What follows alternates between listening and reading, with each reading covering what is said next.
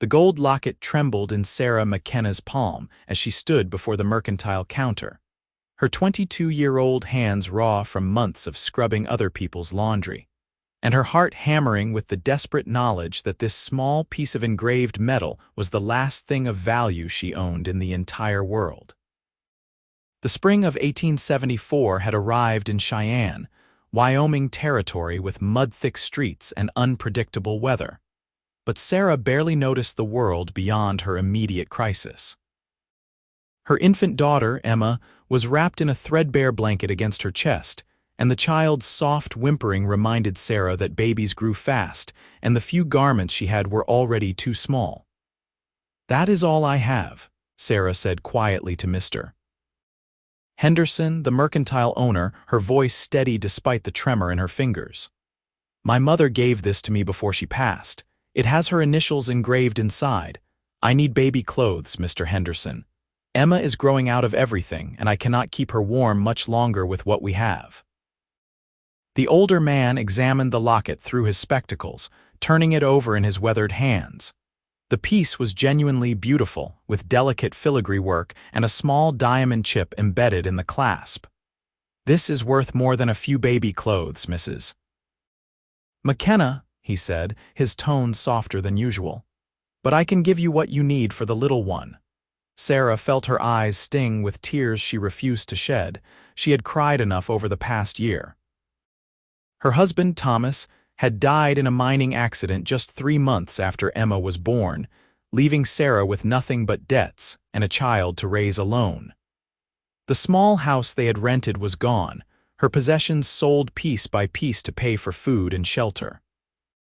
For the past 2 months, she had been living in a tiny room above the laundry where she worked, a space barely large enough for a narrow bed and a crate that served as Emma's cradle. "Please just give me what you think is fair," Sarah whispered, setting the locket on the counter with finality. "Mr. Henderson nodded and moved toward the shelves where folded baby garments waited. Sarah watched him select small gowns, cotton squares for diapers, and a warmer blanket. Each item he added to the pile made her heart clench tighter, knowing she was trading away her last connection to her mother, the woman who had died when Sarah was only 16. The bell above the mercantile door chimed, and Sarah glanced over her shoulder. A tall man stepped inside, his boots tracking in the mud from the street. He wore the practical clothing of a working cowboy, denim trousers dusty from the trail, a worn leather vest over a blue cotton shirt, and a hat that had seen better days. His face was sun-darkened, with strong features and eyes the color of a summer storm, gray-blue and observant. He looked to be in his late 20s, with the lean, muscled build of someone who spent long days in the saddle. Sarah turned back to the counter, trying to ignore the stranger's presence.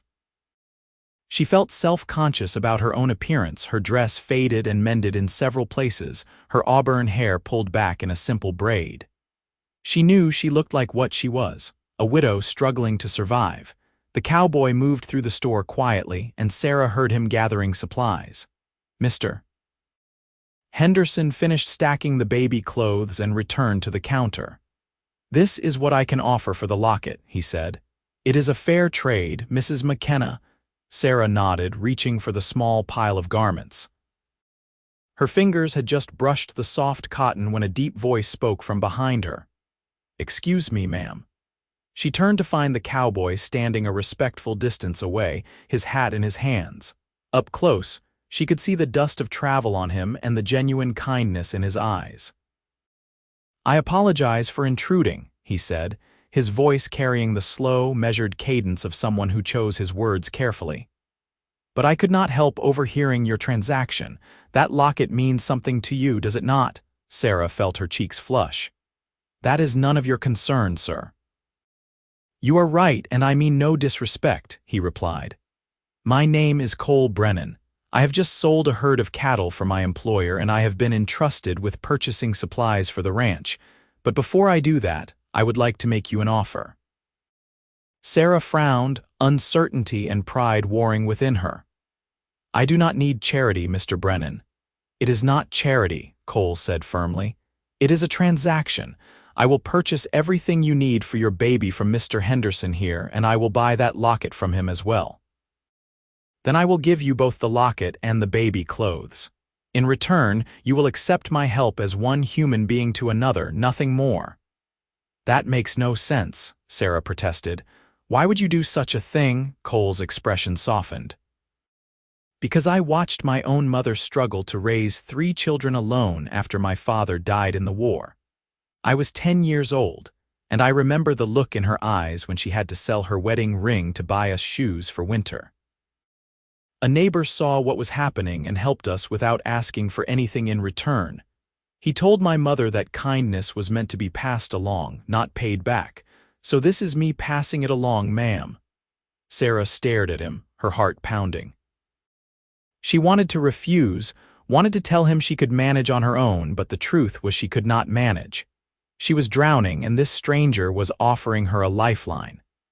Emma stirred against her chest, making a small sound of discomfort, and Sarah's resolve crumbled. "I do not know what to say," she admitted, her voice barely above a whisper. "Say yes," Cole replied simply. "Let me do this." She met his eyes and saw only sincerity there.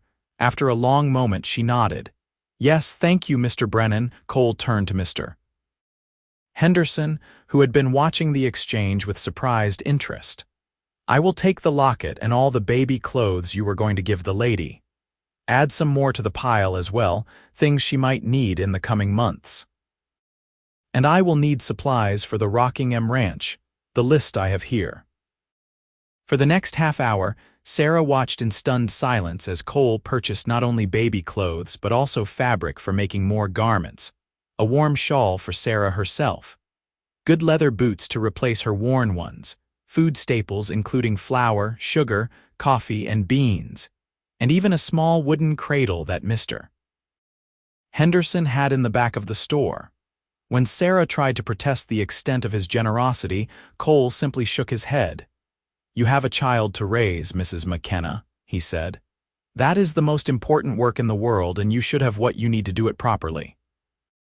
When everything was tallied and paid for, Cole helped carry the items outside to where his horse and a small wagon waited. Sarah followed, still feeling as though she were moving through a dream. Cole loaded the cradle and supplies into the wagon bed, then handed Sarah the locket. "This belongs with you," he said gently. Sarah's fingers closed around the precious metal, and she felt tears finally spill down her cheeks. "I do not know how to thank you properly." "There is no need for thanks," Cole assured her. "But I do have a question. Where are you staying?" "These items need to be delivered somewhere." "I have a room above the laundry on 3rd Street, Sarah said. "It is not much, but it is shelter." Cole nodded. "I will drive the wagon there and help you carry everything up." "You have done more than enough already," Sarah protested. "It is no trouble," Cole insisted. "Besides, that cradle is heavy, and I would not want you trying to manage it on your own."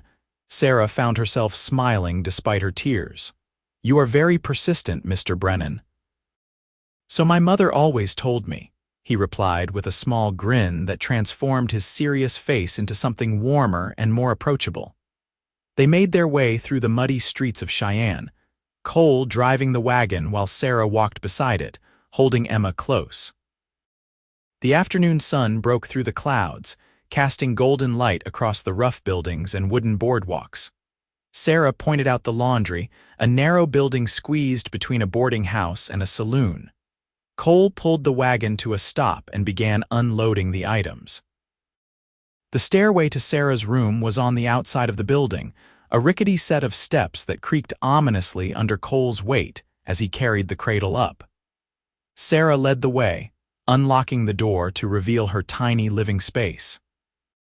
The room was clean but sparse, with a narrow bed pushed against one wall, a small stove in the corner, and a single window that looked out over the alley. The crate that served as Emma's bed sat beside the stove, lined with one of Sarah's own shawls. Cole said nothing about the poverty he witnessed, simply set the cradle down gently and went back for more items. It took several trips to bring everything up, and by the time they finished, Sarah's small room felt almost crowded with abundance. The food staples were stored on the single shelf above the stove, the baby clothes folded and placed in the cradle, and the new shawl draped over the back of Sarah's only chair. "This is too much," Sarah said, looking around at everything Cole had provided. "Truly, I do not deserve such kindness." "Every mother deserves to have what she needs to care for her child," Cole replied. "You work hard for your living, Mrs. McKenna, I can see that. There is no shame in accepting help when it is offered freely." Emma began to fuss, her small face scrunching up in preparation for a full cry. Sarah automatically began to sway and pat the baby's back, making soft, soothing sounds. Cole watched for a moment, something unreadable crossing his expression. "I should let you tend to your daughter," he said, moving toward the door. "I still need to purchase supplies for the ranch and head back before dark." "Wait," Sarah said impulsively. When Cole paused, she continued, "Where is this ranch you work for, the Rocking M?" "About 15 miles northwest of town," Cole explained. "It is a good-sized cattle operation. I have been working there for 3 years now, since I came to Wyoming from Kansas." "Will you be back in Cheyenne soon?" Sarah asked, then felt her cheeks warm at how forward the question sounded. Cole's eyes met hers, and she saw something spark there, a flicker of interest that matched the unexpected flutter in her own chest. "I come to town every few weeks for supplies or to accompany cattle shipments to the rail yard. I expect I will be back before the month is out." "Perhaps I could repay your kindness by offering you a home-cooked meal," Sarah said, the words tumbling out before she could second-guess herself. "It is little enough compared to what you have done, but I would like to do something." Cole's smile returned, slow and genuine. "I would like that very much, Mrs. McKenna. Please call me Sarah." "Sarah," he repeated as though testing the name. "Then you should call me Cole." "Cole," she said softly, returning his smile. They stood there for a moment, the small room filled with a tentative warmth that had nothing to do with the stove in the corner. Emma's fussing increased, breaking the spell, and Sarah laughed a little self-consciously. "I really must feed her," she said. "Of course," Cole replied, settling his hat back on his head. "I will look for you when I return to town, Sarah. Take care of yourself and that beautiful daughter of yours." "We will," Sarah promised. "Thank you again, Cole, for everything." He tipped his hat and left, his boots echoing on the wooden stairs. Sarah moved to the window and watched as he climbed into the wagon and drove away, disappearing around the corner. Only then did she let out the breath she had been holding, pressing one hand to her chest where her heart was racing. The following weeks passed in a blur of work and new routines. Sarah's life was consumed by the dual demands of laundering other people's clothes and caring for Emma, but the provisions Cole had given her made everything easier. The baby thrived in her new garments, and the cradle was a blessed relief compared to the makeshift crate. Sarah wore the warm shawl on cool mornings and found herself touching the locket around her neck frequently, grateful beyond words that she had not lost her mother's keepsake after all. She thought about Cole often, wondering when he might return to Cheyenne and whether he would truly seek her out. Part of her worried that he had simply been kind in the moment and would forget all about her once he returned to his life at the ranch. But another part of her, the part that had felt that unexpected connection in her tiny room, hoped desperately that he would remember. It was a bright morning in late April when Sarah saw him again. She was hanging laundry in the narrow space behind the building, Emma secured in a sling against her chest, when a familiar voice called her name. She turned to see Cole walking toward her, leading his horse by the reins. He looked much as he had before, trail-worn and dusty, but his face lit up when he saw her. "Sarah," he said warmly, "I was hoping I would find you here." "Cole," she replied, unable to keep the pleasure from her voice. "You came back." "I said I would," he reminded her. "I finished my business in town early and wondered if that offer of a home-cooked meal might still stand." "Of course," Sarah said quickly. "I do not have much, but I can make a decent stew with what I have. Will you come up?" "I would be honored," Cole said. They climbed the stairs together, Cole tying his horse to the railing at the bottom. Inside the small room, Sarah felt suddenly nervous about her cooking skills and the simplicity of what she could offer. But Cole seemed genuinely pleased to be there, admiring how Emma had grown and asking after Sarah's well-being with such sincerity that her nervousness began to fade. As Sarah prepared the meal, they talked. Cole told her about life on the ranch, the long days of mending fences and tending cattle, the other cowboys he worked alongside, and the big sky country that stretched endlessly in all directions. Sarah shared her own story about growing up in Ohio, meeting Thomas when he came through town with dreams of striking it rich out west, their marriage and journey to Wyoming, and the devastating loss that had left her alone. "It has been hard," she admitted as she stirred the pot on the stove. "But I am managing better now, thanks to you. Emma and I have enough to eat, and I can focus on my work without constant worry. You gave me that, Cole.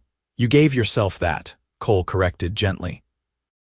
"You are the one working every day, taking care of your daughter, surviving despite everything life has thrown at you. I just provided a few supplies." "You provided hope," Sarah said, meeting his eyes. "That matters more than you know." They ate together, sitting on the bed since there was only one chair, the small table balanced between them. The stew was simple but hearty, and Cole praised it as though it were a feast. Emma slept peacefully in her cradle, her tiny fists curled beneath her chin. The conversation flowed easily, moving from serious topics to lighter ones, discovering shared opinions and laughing at the same observations about life in the Wyoming Territory. When the meal was finished and the dishes washed, Cole reluctantly prepared to leave. "I should head back before it gets too late," he said, "but I would like to see you again, Sarah, if that would be agreeable to you." "I would like that very much," Sarah replied, her heart lifting. "I will be back in 2 weeks," Cole told her. "Maybe we could have another meal together. Or perhaps you and Emma would like to take a walk, get out of this room for a bit." "That sounds wonderful," Sarah said sincerely. Cole reached out and gently took her hand, his calloused fingers warm around hers. "I am glad I walked into that mercantile when I did," he said quietly. "Meeting you has been the best thing to happen to me in a long while." Sarah felt her breath catch. "I feel the same way." They stood there, hands joined, until Emma made a small sound in her sleep and the moment passed. Cole squeezed Sarah's hand once more before releasing it, then tipped his hat and headed for the door. Sarah watched from the window as he mounted his horse and rode away, and she found herself already counting the days until she would see him again. True to his word, Cole returned 2 weeks later. This time, he brought a small basket of early spring vegetables from the ranch garden and a carved wooden rattle for Emma that he admitted he had made himself during the long evenings. Sarah was touched by the thoughtfulness, and they spent a pleasant afternoon walking through Cheyenne's streets, Cole pushing a borrowed perambulator that one of Sarah's laundry customers had lent her. They talked and laughed, and Sarah felt something inside her that had been closed off since Thomas's death slowly beginning to open again. Cole's visits became regular after that, a pattern of every 2 to 3 weeks that Sarah found herself anticipating with growing excitement. Each time he came, they spent hours together, talking about everything and nothing, sharing meals, taking walks, or simply sitting in Sarah's small room while Emma played on a blanket spread across the floor. Cole was patient and kind, never pushing for more than Sarah was ready to give, but the attraction between them grew steadily stronger. By the time summer arrived, bringing hot days and warm nights to Wyoming, Sarah had to admit to herself that she was falling in love with Cole Brennan. It was different from what she had felt for Thomas, less wild and impulsive, more steady and sure. Cole made her feel safe and valued, not just as a woman but as a person with thoughts and dreams of her own. He listened when she spoke, remembered the small details she shared, and treated Emma with a gentleness that made Sarah's heart ache. One evening in late June, Cole arrived with a proposal that surprised her. They were sitting on the steps outside her room, watching the sun set over the distant mountains, Emma drowsing against Sarah's shoulder. The foreman at the Rockingham is looking for someone to help with cooking and laundry at the ranch house, Cole said carefully. It would be regular work, Sarah, with better pay than what you are making now. There is a small cabin on the property that comes with the position, a real house with 2 rooms and a proper kitchen. I mentioned you to the foreman, and he is willing to meet with you if you are interested. Sarah turned to look at him, her heart pounding. You did that for me. I did it because you deserve better than this, Cole said, gesturing to the cramped room behind them. You deserve a real home for yourself and Emma, Sarah. And selfishly, I did it because the ranch is where I am, and I would like to see you more often than every few weeks. Cole, Sarah breathed, overwhelmed by the offer and what it implied. I know it is a big decision, Cole continued, and I do not want you to feel pressured. But I care about you, Sarah. I care about you more than I have cared about anyone in a long time, and I want you to have opportunities, to have choices. So think about it, and let me know what you decide.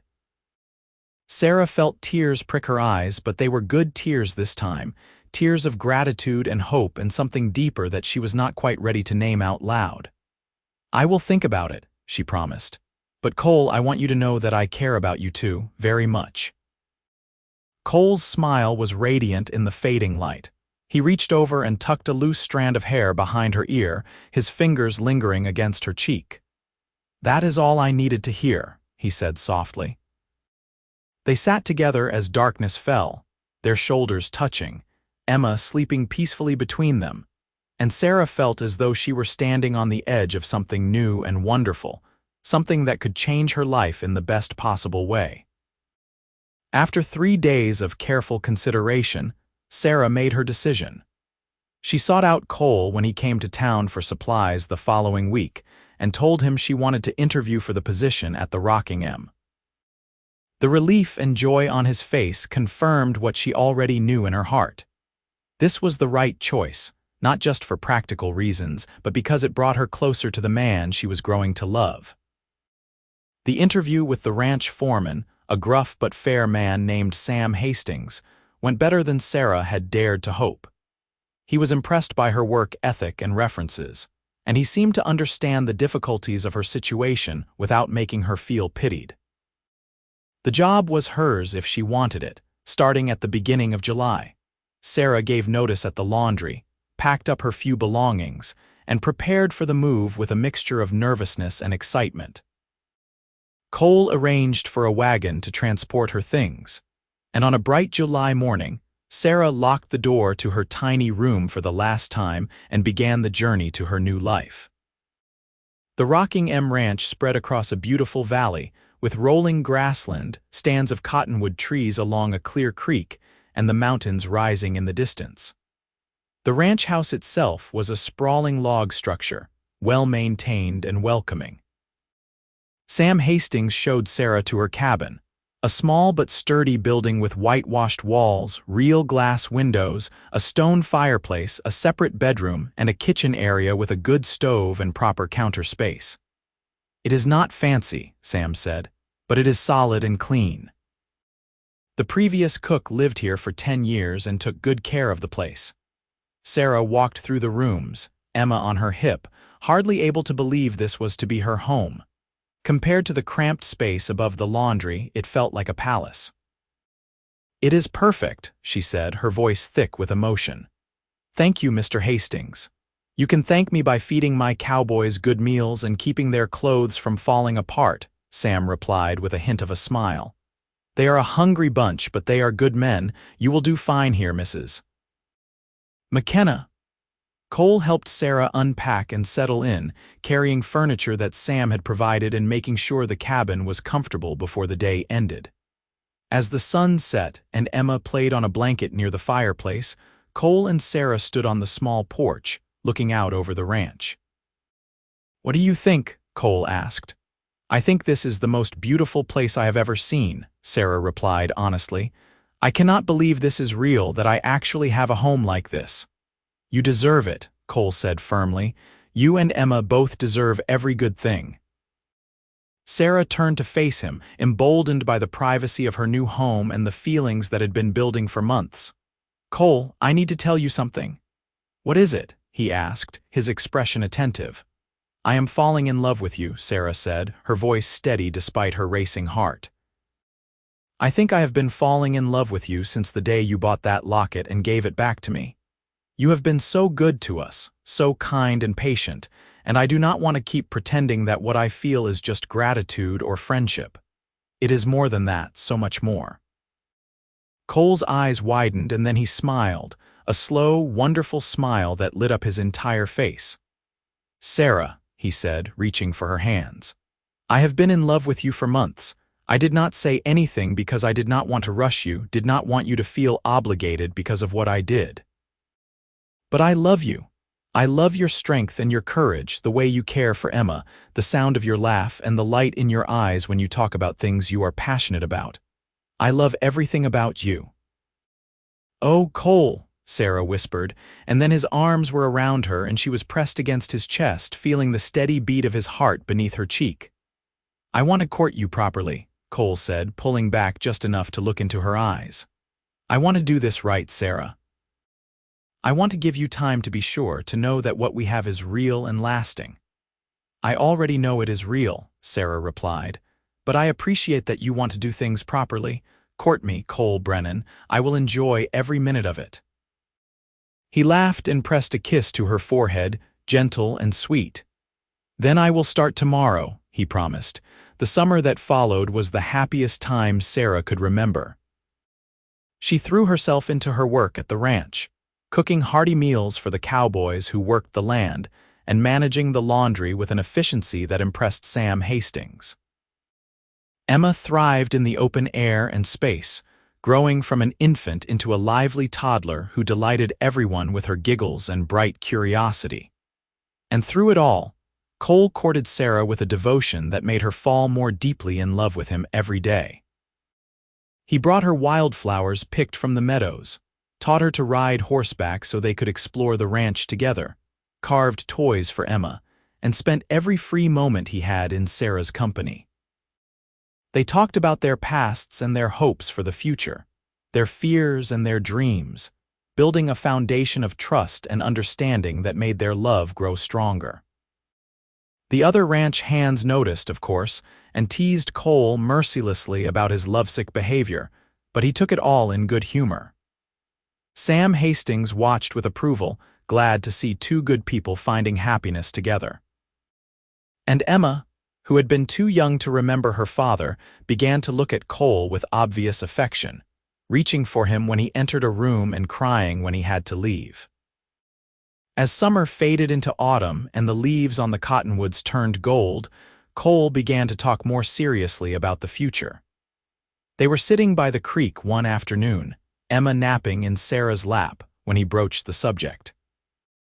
"I have been saving my wages for 3 years," Cole said, skipping a stone across the water. "I have enough now to buy a piece of land, maybe start building a small herd of my own. Sam has offered to sell me some cattle at a good price, and there is a quarter section available just north of the ranch property."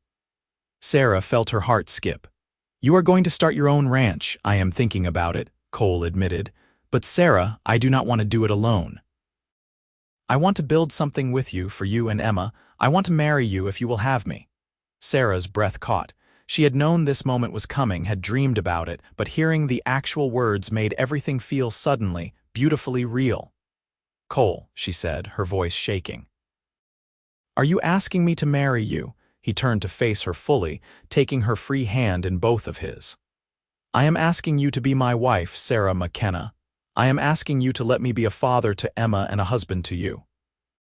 I am asking you to build a life with me, to share the good days and the hard ones, to grow old together on the land we will make our own. I love you with everything I am, and I promise I will spend every day of my life making sure you and Emma are loved and cared for. So yes, I am asking you to marry me. Will you?" Tears streamed down Sarah's face, but she was smiling so wide it almost hurt. "Yes," she said. "Yes, Cole, I will marry you. I love you so much, and there is nothing I want more than to be your wife and build a life with you." Cole let out a whoop of joy that startled Emma awake and sent birds flying from the nearby trees. He pulled Sarah into a kiss, their first real kiss, and it was everything Sarah had imagined and more, sweet and passionate and full of promise. Emma, wedged between them, made a sound of protest at being squished, and they broke apart laughing, breathless and giddy with happiness. "When?" Sarah asked once they had composed themselves. "When do you want to get married?" "As soon as possible," Cole replied, "but I want to do it properly. I want to buy you a ring, have a real ceremony, invite the people from the ranch. What do you think?" "I think that sounds perfect," Sarah said. "I do not need anything fancy, Cole, I just need you." "You will have me," he promised. "For the rest of our lives, Sarah, you will have me." They set the date for late October, giving Cole time to purchase a simple gold band from the jeweler in Cheyenne and Sarah time to sew a new dress from fabric that Cole insisted on buying for her. The ceremony was held at the ranch, with Sam Hastings standing up as Cole's best man and the ranch cook's wife serving as Sarah's attendant. Emma toddled between them during the vows, her little hands clutching at their legs, and when the circuit preacher pronounced them man and wife, the assembled ranch hands cheered and whistled their approval. The wedding celebration was simple but joyful, with good food, music from a cowboy who played the fiddle, and dancing under the stars. Sarah wore her mother's locket over her new dress, a symbol of the past she carried with her into the future. When Cole took her in his arms for their first dance as husband and wife, Sarah felt as though her heart might burst with happiness. "Happy, Mrs. Brennan?" Cole asked, his lips close to her ear as they swayed to the music. "Happier than I ever thought possible," Sarah replied. "Thank you, Cole, for seeing me that day in the mercantile, for caring, for loving us." "Thank you for letting me," Cole said. "You and Emma are everything to me, Sarah. I will never take that for granted." They spent their wedding night in Sarah's cabin, which would be their home until Cole's land was ready. Emma slept soundly in the bedroom while Cole and Sarah finally came together as husband and wife, their joining tender and passionate, a physical expression of the love that had been growing between them for months. Afterward, they lay wrapped in each other's arms, talking in whispers about their plans and dreams until sleep finally claimed them. The months that followed were busy and productive. Cole worked during the day on the ranch and spent his evenings and days off clearing land and beginning construction on their future home. Sarah continued her work at the Rocking M, saving every penny of her wages to add to their nest egg. Sam Hastings proved to be more than fair, even giving Cole extra time off to work on his own property and offering advice on ranch management. By the time spring returned to Wyoming in 1875, the basic structure of their house was complete. It was a modest two-room cabin with plans to expand as their family and resources grew. But it was solidly built and positioned on a beautiful piece of land with a view of the mountains and access to good water. Cole moved his small herd of cattle onto the property, and Sarah began the process of transforming the empty cabin into a real home. Emma was walking steadily now, chattering in her toddler language, and clearly adored her new father. Cole treated her exactly as though she were his own blood, with a patience and love that made Sarah fall even more deeply in love with him. Watching him tuck Emma into bed at night, telling her stories in his low, gentle voice, Sarah felt blessed beyond measure. In early summer, Sarah discovered she was pregnant. She told Cole one evening as they sat on the porch of their new home, watching Emma chase fireflies in the gathering dusk. "I have news," Sarah said, taking Cole's hand and placing it on her still flat stomach. "We are going to have a baby, Cole. You are going to be a father." Cole's expression went through a rapid series of emotions, shock, wonder, joy, before settling on pure, radiant happiness. "Sarah," he breathed. "Are you sure?" "I am sure," she confirmed. "The baby should come in January, right after the new year." Cole pulled her into his arms, holding her close. "I love you so much," he said, his voice rough with emotion. "Thank you for this gift, Sarah. Thank you for giving me a family, a real family of my own." "We are your family," Sarah said, tears of joy sliding down her cheeks. "Emma and I and this baby and whatever other children we might have. We are yours, Cole, and you are ours. The pregnancy was easier than Sarah's first had been, perhaps because she was not dealing with it alone this time. Cole doted on her, insisting she rest more and taking over many of the household chores despite his long days working the ranch. Emma seemed to sense something special was happening and became even more affectionate with Sarah, patting her mother's growing belly and saying "baby" with great seriousness. As autumn painted the landscape in shades of gold and red, Cole and Sarah worked together to prepare for the arrival of their child. They expanded the cabin, adding a third room that would serve as a nursery, and Sarah sewed tiny garments from soft fabric, remembering with gratitude that desperate day in the mercantile when she had been prepared to trade her mother's locket for baby clothes. How far she had come since then, how much her life had changed. Winter arrived early that year, blanketing Wyoming in snow by mid-November. Cole made sure they were well stocked with firewood and provisions, determined that Sarah and the children would be comfortable no matter how harsh the weather became. The small ranch was doing well, the cattle healthy and the future looking bright. On a cold January night in 1876, Sarah went into labor. Cole rode through the snow to fetch the midwife from the nearest neighboring ranch while Sarah tried to remain calm, tending to Emma and preparing for what was to come. The labor was long and difficult, lasting through the night and into the following day, but when the baby finally arrived, it was a healthy, squalling boy with a shock of dark hair and his father's gray-blue eyes. "A son," the midwife announced, placing the cleaned and wrapped infant in Sarah's arms. "You have a strong, fine son, Mrs. Brennan." Cole, who had been wearing a path in the floor with his pacing, came to Sarah's side immediately, his face filled with awe as he looked down at his child. "He is perfect," Cole whispered. "Sarah, he is absolutely perfect." "What should we name him?" Sarah asked, exhausted but elated. "I was thinking we could name him after your father," Cole suggested. "What was his name, James?" Sarah said. "James William." "James William Brennan," Cole said, testing the name. "I like it. What do you think, Emma? Do you like your little brother's name?" Emma, who had been allowed into the room now that the birth was complete, peered at the baby with great interest. "Baby," she announced, "my baby." Everyone laughed, and Sarah felt her heart overflow with love for her family, this beautiful, unexpected family that had grown from a single act of kindness in a mercantile store. The years that followed were full of joy and hard work, triumphs and challenges.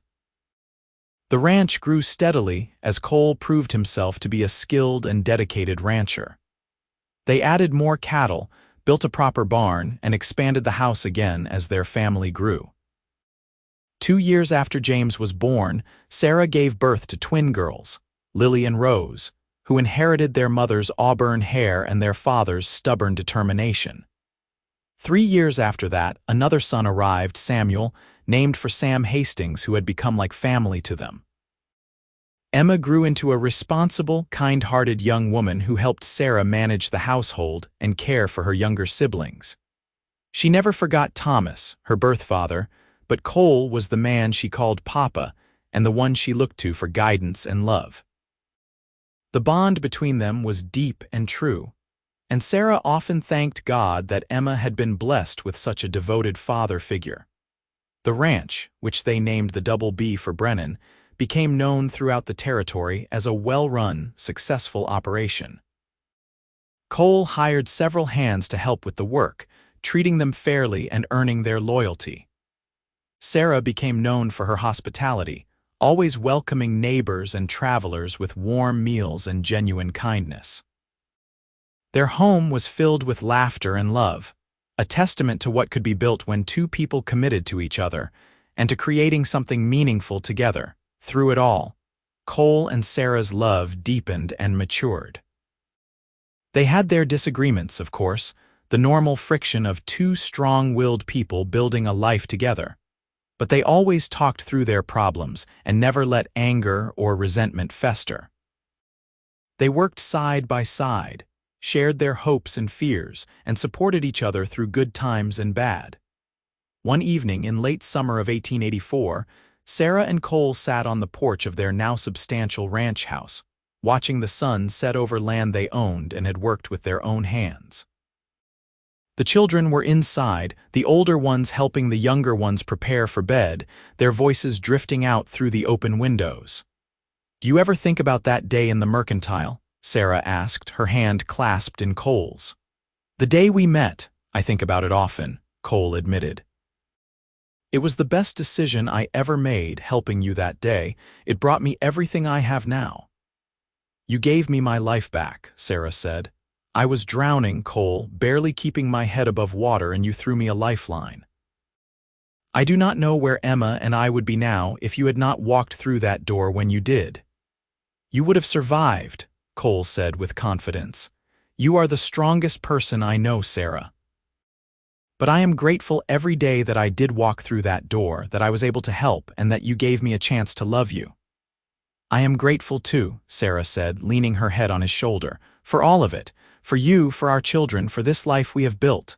I love you, Cole Brennan." "I love you too, Sarah Brennan," Cole replied, pressing a kiss to the top of her head. "Forever and always." They sat in comfortable silence as darkness fell and the stars emerged one by one across the vast Wyoming sky. Inside the house, Emma's voice could be heard reading a bedtime story to the younger children, her words accompanied by giggles and the occasional squeal of delight. It was the sound of family, of home, of a life well lived and full of love. Sarah thought about the woman she had been 10 years ago, desperate and alone, willing to trade her last precious possession just to clothe her baby. That woman felt like a stranger now, someone from another lifetime. The Sarah of today was strong and confident, a wife and mother, a partner in a successful ranch, and most importantly, a woman who was deeply and completely loved. "What are you thinking about?" Cole asked, sensing the direction of her thoughts. "I am thinking about how much can change in 10 years, Sarah replied. "How one moment of kindness can alter the entire course of a life. You changed my life, Cole. You and Emma and our children are my whole world." "You changed my life too," Cole said. "Before I met you, I was just drifting, working hard but without real purpose. You gave me purpose, Sarah. You gave me a reason to build something lasting, to put down roots, to become more than just another cowboy moving from ranch to ranch. You made me want to be better, to be worthy of you and the children." "You have always been worthy," Sarah assured him. "From the very first day, Cole, I saw it in your eyes when you offered to help me. You have a good heart, the best heart I have ever known." They shared a long, sweet kiss, the kind that still made Sarah's pulse quicken even after 10 years of marriage. When they drew apart, Cole smiled at her, that slow, wonderful smile that had captured her heart so long ago. "Should we go check on the children before they destroy the house?" Cole suggested with amusement. "Probably," Sarah agreed, laughing. "Though I think Emma has things under control. She is so good with them." They stood and walked inside together, hand in hand, entering the warm, lamp-lit interior of their home. Emma had indeed corralled the younger children into the bedroom they all shared, and was tucking them into their beds with the practiced efficiency of someone who had done this many times before. She looked up as her parents entered and smiled. "All settled," she reported. "Though James tried to convince me he was not tired and should be allowed to stay up later." "Nice try, James," Cole said, ruffling his son's hair, "but morning comes early on a ranch and you know it." "Yes, Papa," James said, though he still looked hopeful, "but maybe tomorrow night." "We will see," Cole replied, the answer every parent gives when they mean no but do not want to argue about it. Sarah kissed each child goodnight, lingering over the twins who were already half asleep and little Samuel who insisted on one more hug. Emma followed her parents out of the room, closing the door quietly behind her. "Are you all right, sweetheart?" Sarah asked, noticing something thoughtful in Emma's expression. "I am fine, Mama," Emma said. "I was just thinking about how lucky we are. Some of the girls at church, their fathers are not kind like Papa is. I know I did not come from him, but he has never treated me any differently than the others.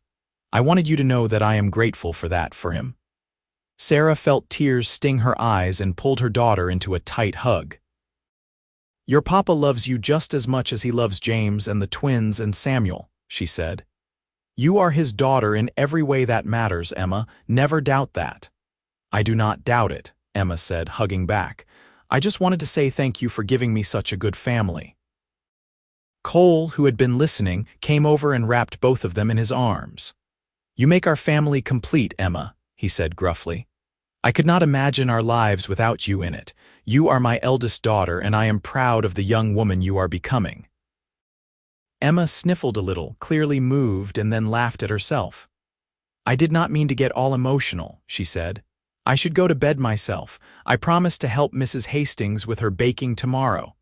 "Sleep well, sweetheart," Sarah said, kissing her daughter's forehead.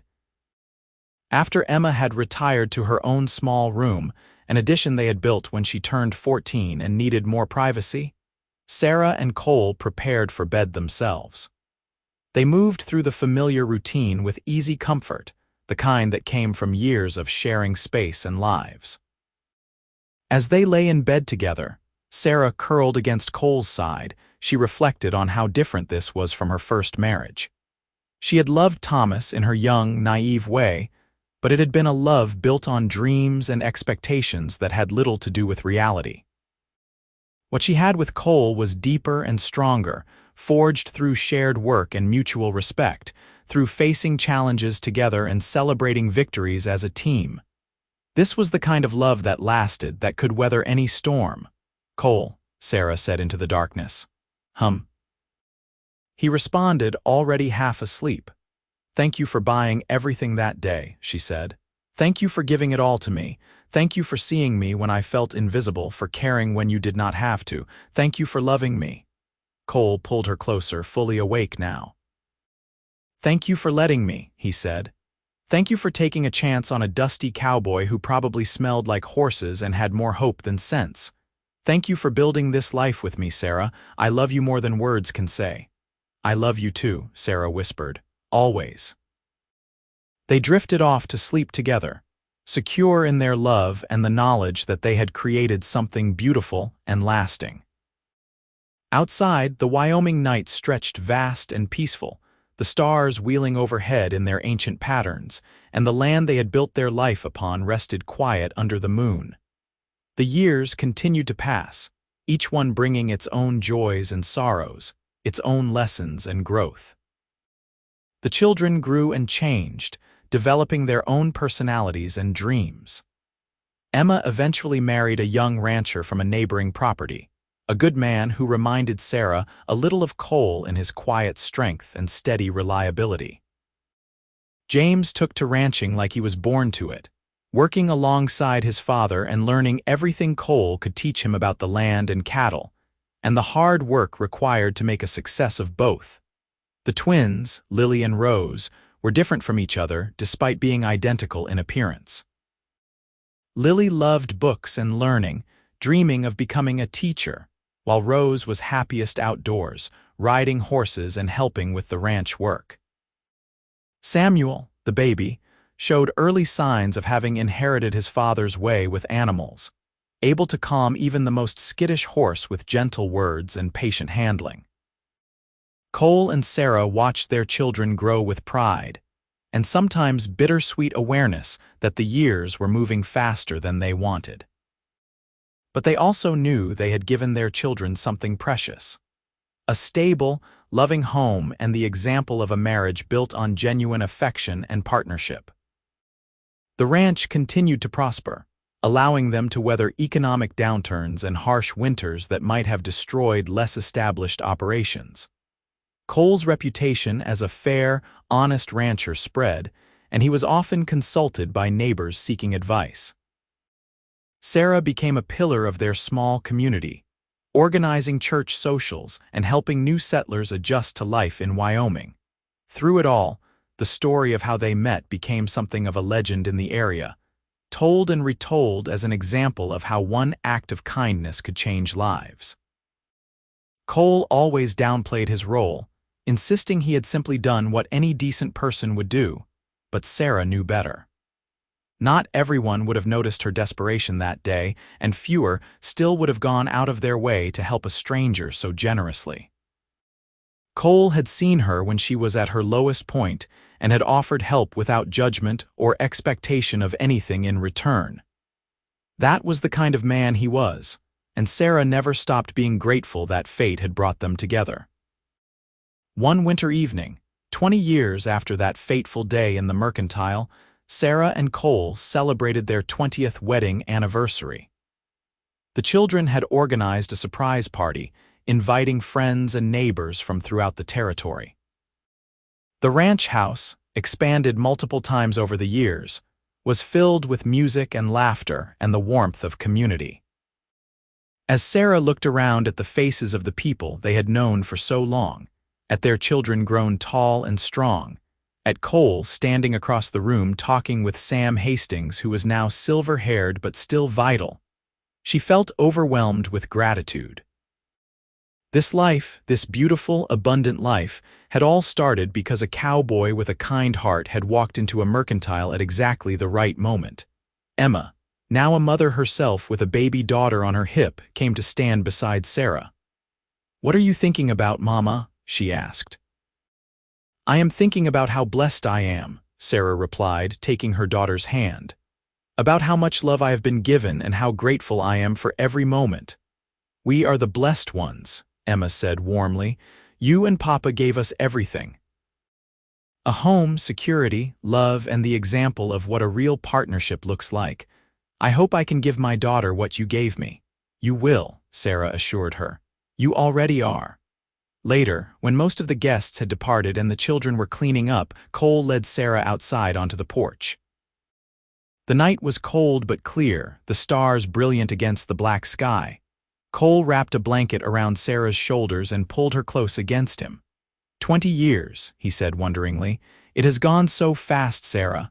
"And so slow," Sarah added. "We have lived a lifetime together, Cole. We have built something real and lasting." "We have," Cole agreed, "and I would do it all again in a heartbeat. Every struggle, every challenge, every moment of doubt, all of it was worth it to have you by my side." "I feel the same," Sarah said. She reached up to touch the locket that still hung around her neck, the same locket she had been prepared to trade away so long ago. "This locket has seen everything, Cole. It was with my mother during her life, and it has been with me through all the years since. It represents love and sacrifice and the connections that bind us together. I want Emma to have it someday, to pass along to her daughter, so they will always remember where we came from and what we built." "That is a beautiful idea," Cole said, "and a beautiful legacy to leave them." They stood together in the cold, warm in each other's arms, looking out over the land they had made their own through years of hard work and dedication. The Double B Ranch was their legacy, but more than that, it was a testament to what love could create when two people committed to building something together. "Do you ever wonder what would have happened if I had not walked into that mercantile that day?" Cole asked suddenly. "Sometimes," Sarah admitted, "but I try not to dwell on it. What matters is that you did walk in, you did help me, and we did find each other. Some people might call it fate or divine intervention or simply good luck. I call it grace, Cole. We were given grace that day, and we have spent the years since then trying to be worthy of it." "I think we have been," Cole said. "I think we have built something good here, Sarah, something that will last beyond our own lives." "I think so too," Sarah agreed. They returned inside eventually, seeking warmth and the company of their family. The party had wound down to just the children and grandchild, and they gathered in the large main room, sitting on chairs and cushions and the rug before the fireplace. Someone suggested Sarah and Cole tell the story of how they met, the real, full story, and after some persuasion they agreed. Cole and Sarah took turns narrating, filling in details and correcting each other on small points, laughing at certain memories and growing quiet at others. The children listened raptly, even though they had heard versions of the story before. There was something special about hearing their parents speak of those early days, the vulnerability and uncertainty, the growing attraction and deepening love. When the story reached the proposal by the creek with Emma as a toddler napping in Sarah's lap, Emma wiped tears from her eyes. "I do not remember that day," she said, "but I remember the feeling of being safe and loved. I have always felt that with you both." "That is all we ever wanted," Sarah said. "For you and your siblings to feel safe and loved, to know you were wanted and valued. Every child deserves that." "You gave us so much more than that," James said. "You gave us a model for how to live, how to love, how to build something meaningful. I want to have what you and Pa have, that kind of partnership." "You will," Cole assured his son. "You are a good man, James, with a good heart. When the right woman comes along, you will know, and you will build your own life together." The conversation continued late into the night, moving from topic to topic, sharing stories and memories and dreams for the future. It was the kind of evening that Sarah treasured, when the whole family was together and the love between them was almost tangible in the air. Finally, as the clock struck midnight and the fire burned low, the family dispersed to their various rooms and homes. Emma and her husband bundled up their baby daughter and drove their wagon back to their own ranch, calling good night as they disappeared into the darkness. The younger children stumbled off to bed, exhausted from the excitement of the party. Sarah and Cole remained by the dying fire, neither quite ready to end the perfect evening. Cole reached over and took Sarah's hand, bringing it to his lips for a gentle kiss. "Thank you for 20 wonderful years," he said. "Here is to 20 more if we are blessed with them." "To 20 more," Sarah echoed, "or 50 more, however long we are given, Cole. I want to spend every day with you." "You will," Cole promised. "Until my last breath, Sarah, I will be by your side." They sealed the promise with a kiss, tender and sweet, a reaffirmation of vows spoken 2 decades earlier. Then, hand in hand, they made their way to their bedroom, to the bed they had shared for so many years, and found rest in each other's arms. The seasons continued their endless cycle, winter giving way to spring, spring to summer, summer to autumn, and autumn back to winter again. The ranch thrived, the cattle multiplied, the land produced, and the family grew as grandchildren were added to the mix. Cole's hair turned silver at the temples, and lines appeared around Sarah's eyes and mouth, markers of a life well lived and full of laughter. They faced challenges, of course. There was the harsh winter of 1889 that killed nearly a quarter of their herd and required all their savings to rebuild. There was the year James fell from his horse and broke his leg badly, requiring months of recovery. There was the heartbreak when Rose fell in love with a drifter who promised her the world and then disappeared, leaving her with a broken heart that took years to fully heal. But through every trial, Cole and Sarah faced it together, drawing strength from each other and from the unshakable foundation of their love. They celebrated the triumphs too. Emma's second and third children, James finally meeting and marrying a wonderful woman from Laramie, Lily achieving her dream of becoming a teacher, Samuel winning a prize for his horse breeding at the territorial fair, and Rose eventually finding love again with a steady, kind man who cherished her as she deserved. The world changed around them. Wyoming achieved statehood in 1890, bringing new laws and opportunities. Railroads expanded, making it easier to ship cattle and communicate with distant cities. New inventions and technologies began to appear, hints of the modern world that was coming. But the fundamental rhythms of ranch life remained the same: hard work, dependence on the land and weather, and the importance of family and community. As the 19th century drew to a close and the 20th century dawned, Sarah and Cole found themselves entering the autumn of their own lives. They were grandparents many times over now, respected elders in their community, and still deeply in love after more than a quarter century of marriage. One spring morning in 1901, Sarah woke to find Cole already up and sitting by the window, watching the sunrise. She joined him, wrapping a shawl around her shoulders against the early morning chill. "Could not sleep?" she asked softly. "I woke up early and did not want to disturb you," Cole replied. I was just sitting here thinking about how grateful I am for my life, for you, for everything we have built together." "That is a good way to start the day," Sarah said, smiling. "Better than worrying about all the work that needs to be done." "The work will always be there," Cole said. "But I am at the age now where I realize that time is precious. I do not want to waste a single moment, Sarah. I want to appreciate what we have while we have it." Sarah settled into the chair beside him, taking his hand. "We have been blessed," she agreed. "More blessed than I ever dared to dream when I was that frightened young widow with a baby and no prospects." "I was blessed the day I walked into that mercantile and saw you," Cole said. "You were the bravest person I had ever met, trying to provide for your child with nothing but your dignity and your mother's locket. I fell in love with your courage before I fell in love with anything else." "And I fell in love with your kindness," Sarah replied. "With the way you saw me, really saw me, when I felt invisible to the rest of the world. You gave me hope, Cole. You gave me a future when I thought I had none." They sat together as the sun rose higher, painting the sky in shades of pink and gold. The ranch was waking up around them, the sounds of animals and activity beginning to fill the air. It was a sound they had heard thousands of times, but it never grew old, this symphony of life and work and purpose. "I want you to know something," Cole said, his voice serious. "Whatever happens, whatever the future holds, I have no regrets.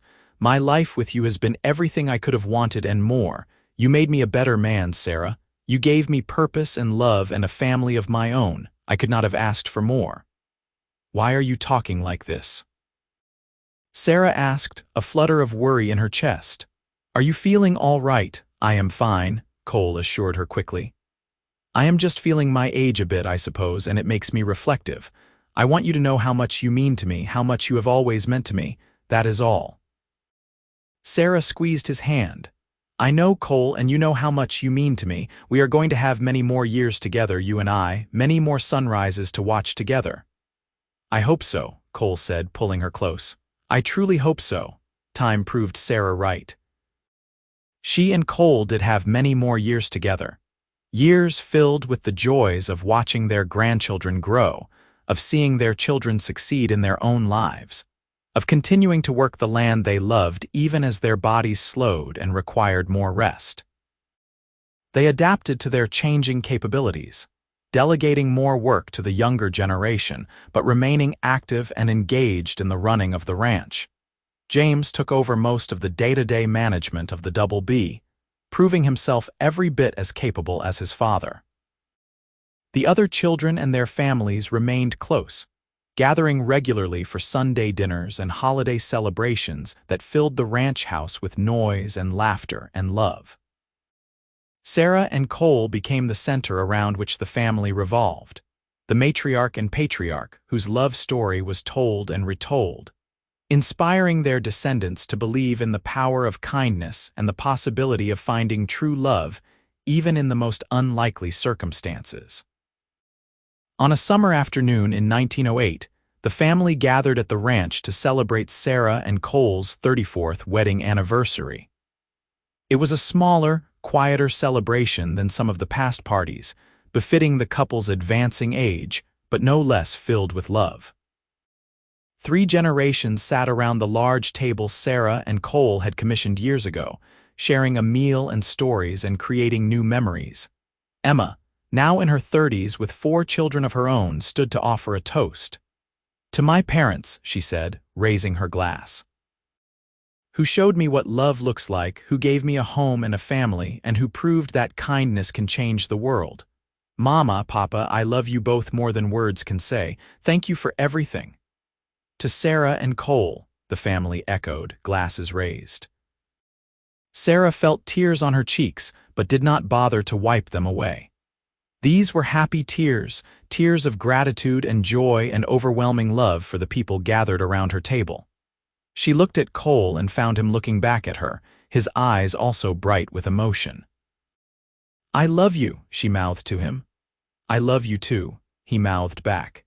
After the meal, after the children and grandchildren had left and the house was quiet again, Sarah and Cole took their customary walk around the ranch. They moved slower now, Cole using a cane and Sarah holding his arm for support, but they still made the circuit they had walked together countless times over the decades. "You remember the first time we walked together?" Sarah asked. "That afternoon in Cheyenne when you pushed the borrowed perambulator, and I thought I might die of happiness just from having someone to talk to." "I remember," Cole said. "I remember thinking you were the prettiest woman I had ever seen and the saddest, and wanting more than anything to make you smile." "You did make me smile," Sarah said. "That day and every day since. You have given me a lifetime of smiles, Cole Brennan." "And you have given me a lifetime of love," Cole replied. "More than I deserve, Sarah, but I am grateful for every moment." They reached the creek, the same creek where Cole had proposed all those years ago, and stood on the bank watching the water flow past. The cottonwood trees rustled in the breeze, and somewhere in the distance, cattle lowed. It was peaceful and perfect, a moment out of time.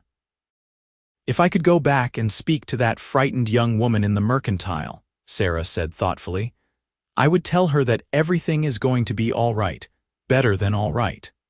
I would tell her that a cowboy is about to walk through the door and change her life forever. I would tell her to be brave, to take the chance, to believe in the possibility of love even when it seems impossible. And if I could speak to that young cowboy," Cole added, "I would tell him to walk into that mercantile with confidence, to trust his instincts, to offer help without hesitation.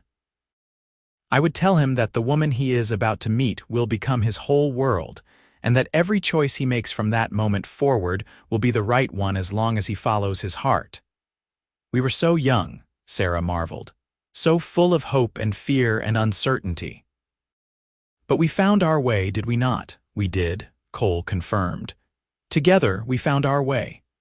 They stood in silence for a while longer, then made their way slowly back to the house. The sun was setting, painting the sky in brilliant colors, and Sarah thought about all the sunsets she and Cole had watched together over the years. Thousands of them, each one unique, each one beautiful, each one a gift. That night, as they prepared for bed, Sarah performed a ritual she had carried out for decades. She carefully removed her mother's locket and placed it in the small wooden box on her dresser where she kept her most precious possessions. Tomorrow she would put it back on, as she did every day, but for now it rested safe and sound, a tangible reminder of where she had come from and how far she had traveled. Cole was already in bed, watching her with a soft smile. "Come here," he said, holding out his hand. Sarah joined him, settling into the familiar warmth of his embrace. They fit together perfectly after so many years, her head on his shoulder, his arm around her waist, their legs tangled together. "Good night, my love," Cole whispered, pressing a kiss to her forehead. "Good night, Cole," Sarah replied. "I love you." "I love you too," he said. "Forever and always." They drifted off to sleep together as they had for over 3 decades, secure in their love and grateful for every day they had been given. Outside, the stars wheeled overhead in their ancient patterns. The land rested quiet under the moon, and the ranch they had built together stood strong and solid, a testament to what two people could create when they committed to loving each other through all of life's joys and sorrows. The years continued to pass, each one bringing both joy and sorrow as the natural cycle of life played out. Sarah and Cole entered their 70s, their bodies slowing but their minds remaining sharp and their love as strong as ever. They watched great-grandchildren be born, tiny new lives that carried their legacy forward into the future. There were losses too. Sam Hastings passed away, his funeral attended by seemingly everyone in the territory who had been touched by his fairness and kindness. Some of their old friends and neighbors followed, the generation that had settled Wyoming slowly fading into memory. But new people arrived, young families looking for opportunity and land, and Sarah and Cole welcomed them as they had always welcomed newcomers, with open hearts and practical help. On a crisp autumn day in 1912, Sarah woke to find herself alone in bed. This was unusual, as Cole rarely rose before her anymore. She found him in the kitchen, making coffee with shaking hands. Cole, she said, alarmed by his pallor. Are you all right? Just feeling a bit under the weather, he admitted. Nothing to worry about, Sarah. But Sarah did worry. She insisted Cole see the doctor, who diagnosed a weak heart and prescribed rest and limited activity. Cole, who had worked hard his entire life, found the forced inactivity frustrating, but he complied because Sarah asked him to. For several months, Cole's health seemed to stabilize. He spent his days reading, whittling toys for his great-grandchildren, and sitting on the porch watching the ranch activity.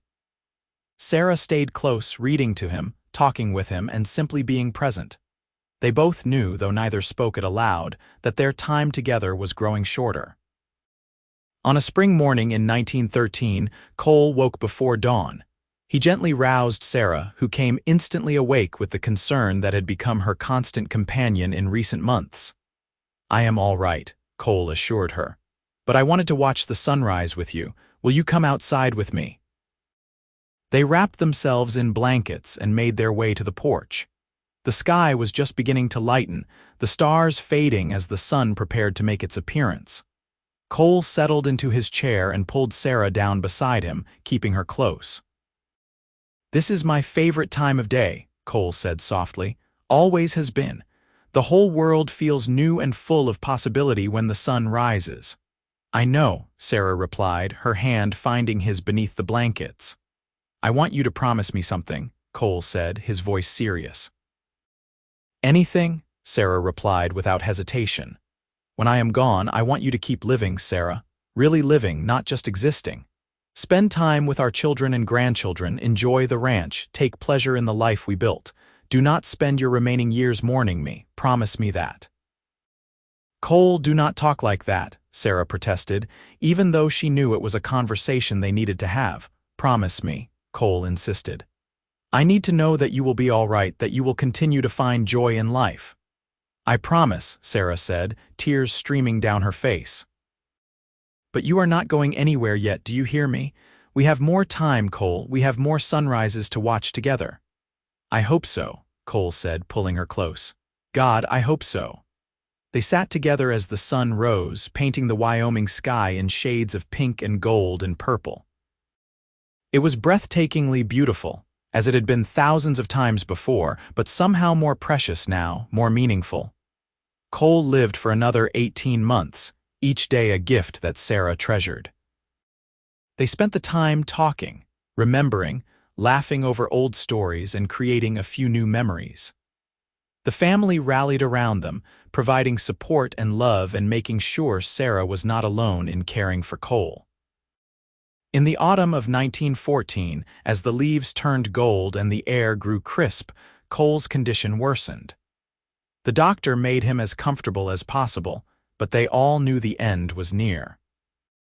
The family gathered, filling the ranch house with their presence, taking turns sitting with Cole and sharing stories and saying goodbye.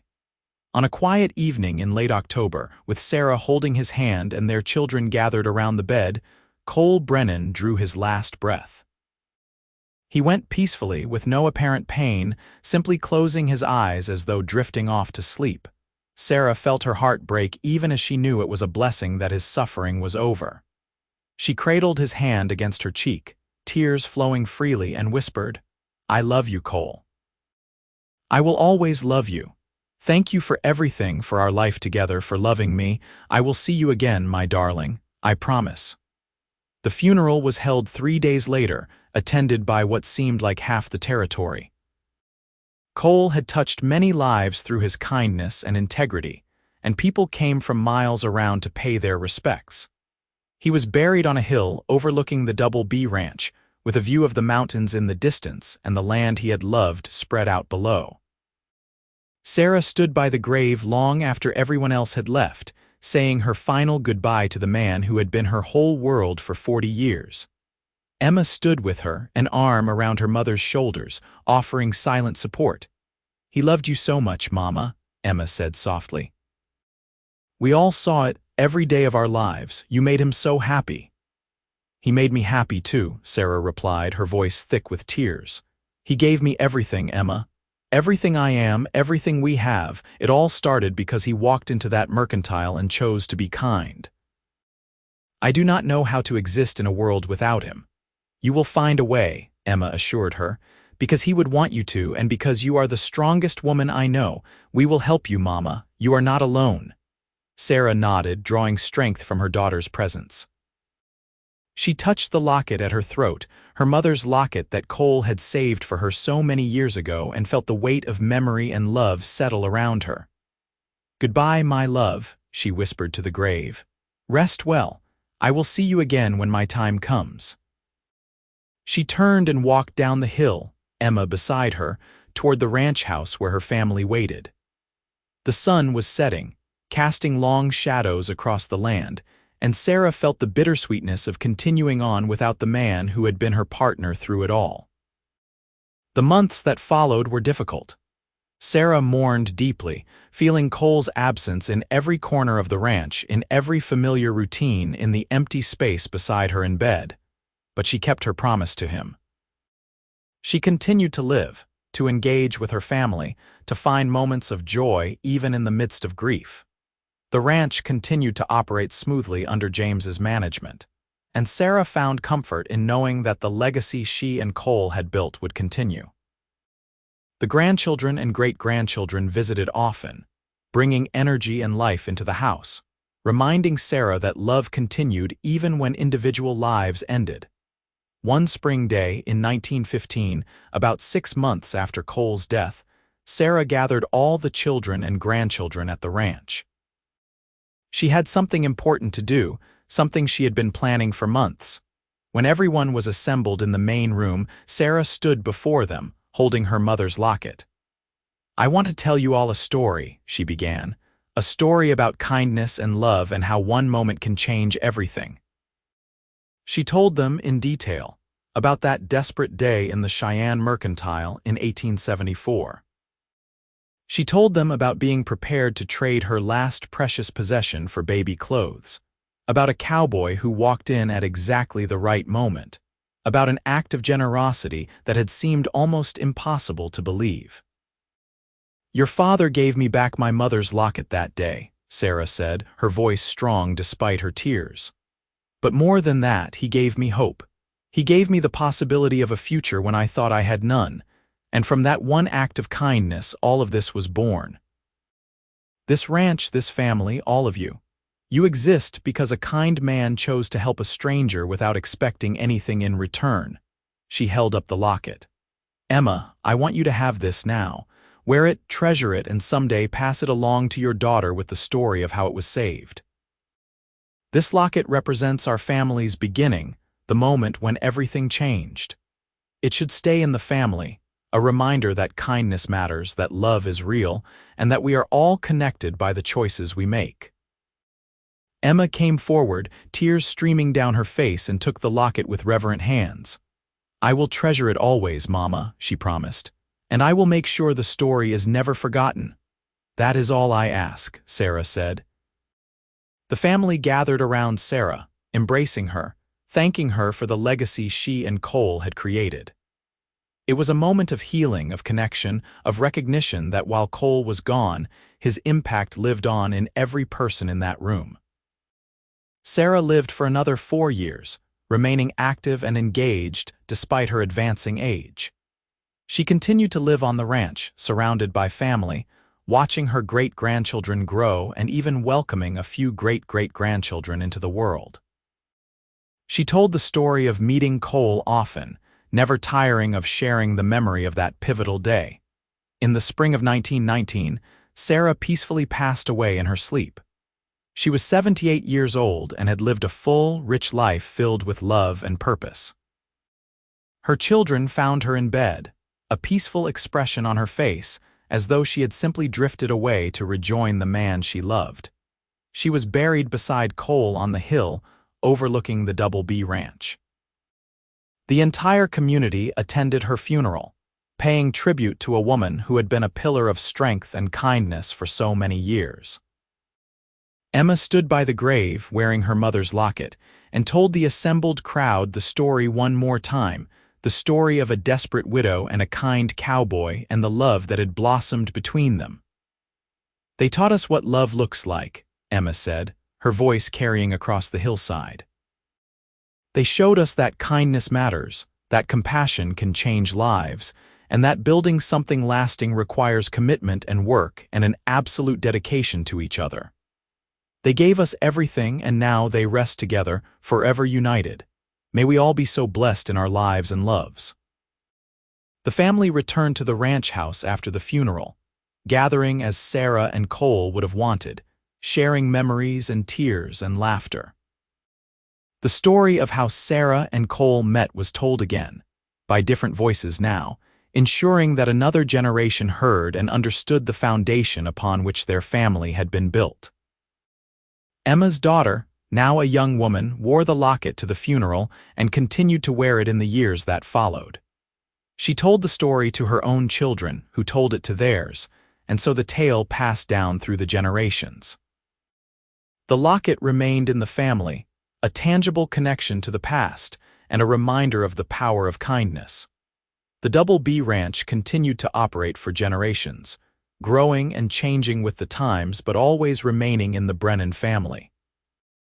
Each generation added their own chapter to the family story, but none forgot the original chapter, the one that had begun in a mercantile store in Cheyenne in 1874, when a young widow prepared to trade her last possession for baby clothes, and a cowboy bought everything and gave it all back.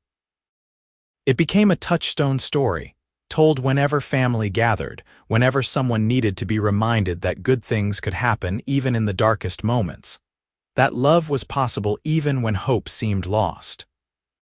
Children grew up hearing about great-great-grandmother Sarah and great-great-grandfather Cole, understanding that they were the reason the family existed, that their love had created a legacy that would endure. The ranch itself became a living memorial to Sarah and Cole's love. The original cabin where they had started their life together was preserved and maintained, becoming a place where family members went to reflect and remember. The hill where they were buried became sacred ground, tended carefully and visited often, a place to feel close to the couple whose love had started everything.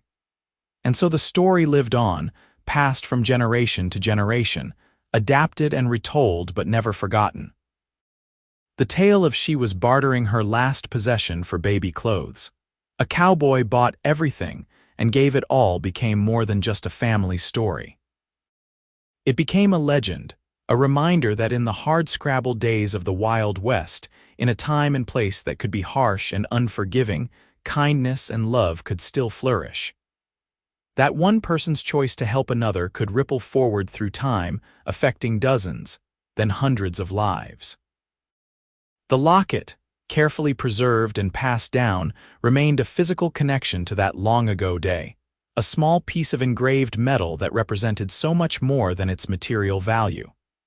It represented hope, love, family, and the enduring power of human kindness. And somewhere in whatever realm exists beyond this one, Sarah and Cole Brennan remain together, their love undiminished by death, their legacy secure in the family they had created and the love they had shared.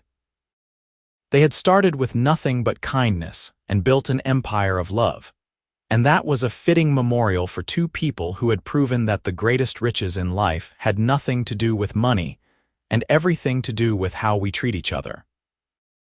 Their story was complete, their love eternal, and their impact immeasurable. And it had all begun because a cowboy with a kind heart chose to help a stranger in her darkest hour, setting in motion events that would echo through generations. The end.